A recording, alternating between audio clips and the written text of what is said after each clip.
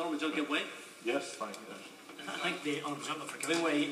In his statement there, he referred to that many people see themselves as Irish in Northern Ireland. That may be the case, but would he also acknowledge the fact that the last national opinion poll of last year showed that only 21% of nationalists saw them was in favour of United Ireland, and this year only 19% of Irish nationalists want to see United Ireland? Things are changing. Is he part of that change, or is he just going to be one of the old boys that doesn't want to change at all?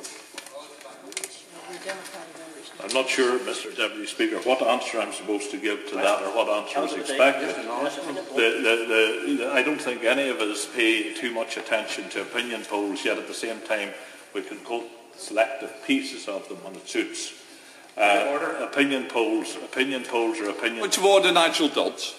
Mr. Deputy Speaker, a moment ago the Honourable Member for South Belfast, when challenged about his party's support for naming a playground after an IRA terrorist, rather than answering the point, then used the term bigots to refer to honourable members in a somewhat childish reaction instead of answering the substantive point.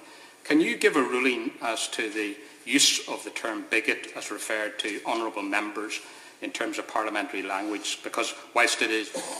Okay, that's why I did interrupt and say it is about a temperate debate. It's about moderate language, and we don't want to inflame the debate, and that's why I did it in the way that I did. I don't think it was an appropriate use. What I would say is I made the point at the time.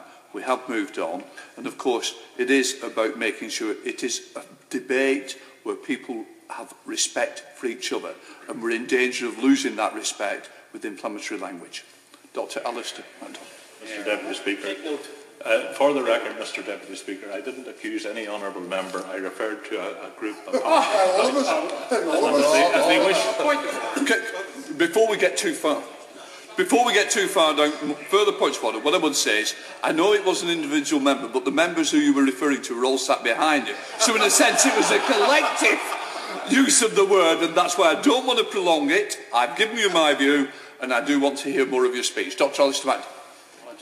Mr. Deputy Speaker, I want to put on the record my deep concern that there are considerations about restrictions on Irish citizens donating to Irish political parties in the North.